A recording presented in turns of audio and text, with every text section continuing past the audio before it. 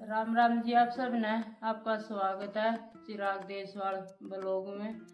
आज है होली अष्टमी। सारी बाणा ने होली अष्टमी की शुभकामना।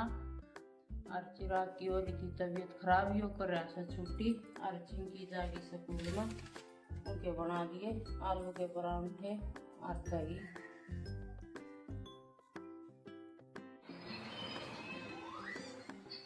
चेतना जाली स्कूल में। और ये देखो कर दी गैस वैस भी साफ। ये मेरे से जंग लेके आओ ये गांव सस्यामी जंगले का इसके आओ है सारा साफ कर दिया।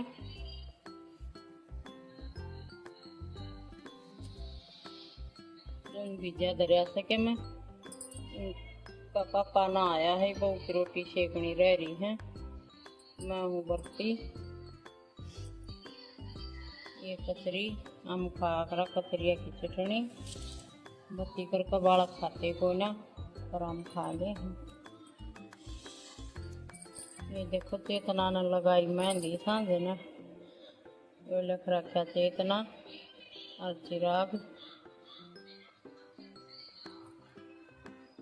अब इसका मन अपने आप लगा ली और कमोई दिशा पर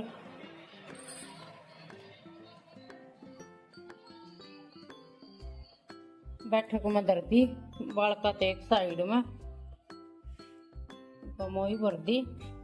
और ये ताजे पानी आया था ही लोटा भर कर धर दिया।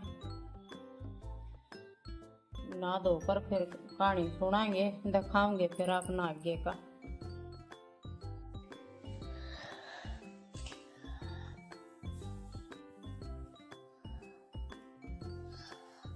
मम्मी झाड़ू उतार रहे हो?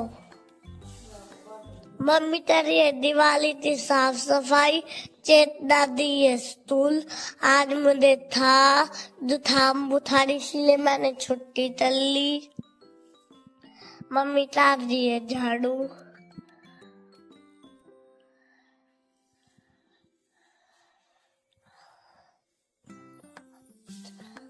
मेरे पापा जा रहे हैं बाहर। चल हम फिर लाइट पटाते।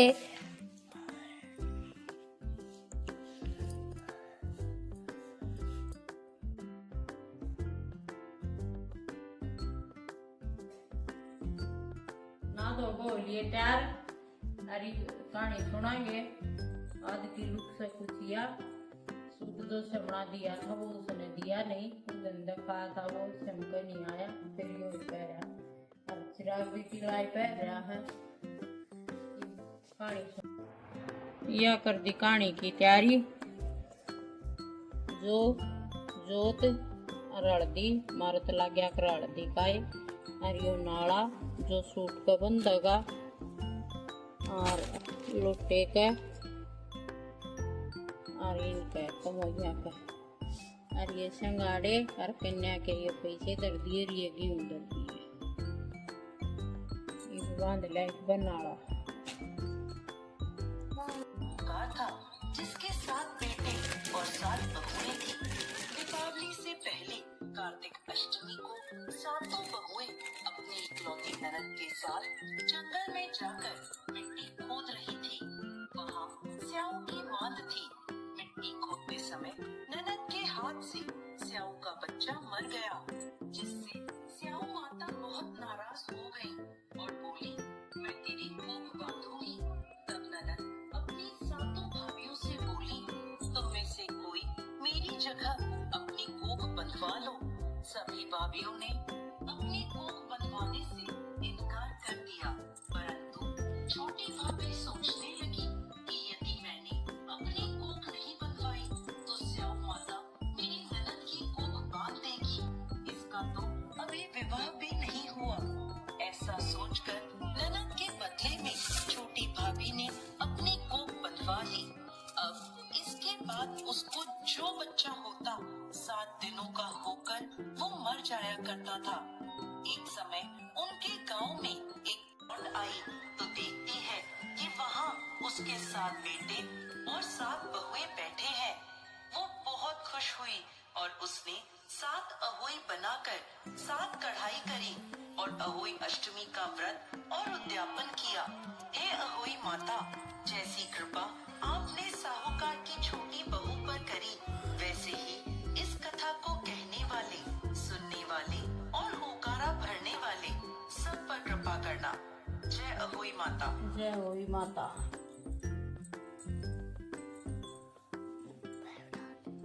पूजा करती थी। रोजाना मिट्टी के गणेश जी बनाती, रोजाना घर जाते। बुढ़िया के घर के सामने एक सेठ की हवेली बन रही थी। बुढ़िया ने जाकर कारीगर से कहा कि कारीगर भाई मेरे लिए पत्थर के गणेश जी बना दो।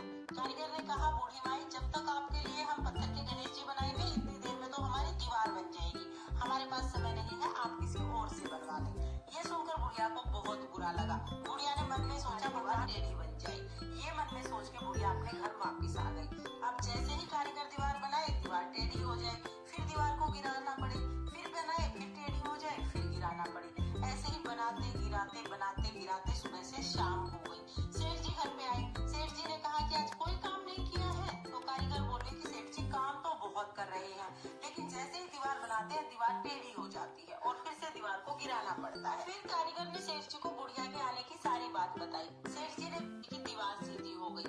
सेठ की ये कहानी कैसी लगी कमेंट करके जरूर बताना, और अगर ये वीडियो आपको पसंद आई हो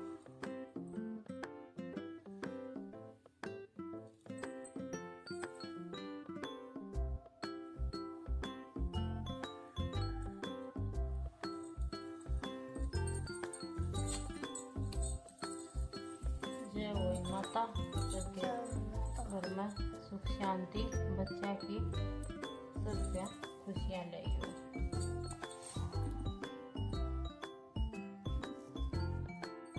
चलो ये देते हैं सूरज ने पानी। टाइम हो गया बहुत बड़ा। आजा चिरो।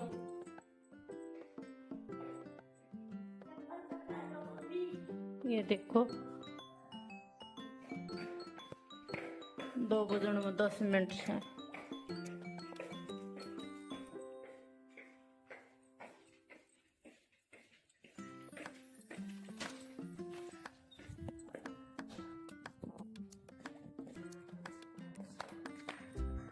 चालू कर रखा है, हाथ डाला है।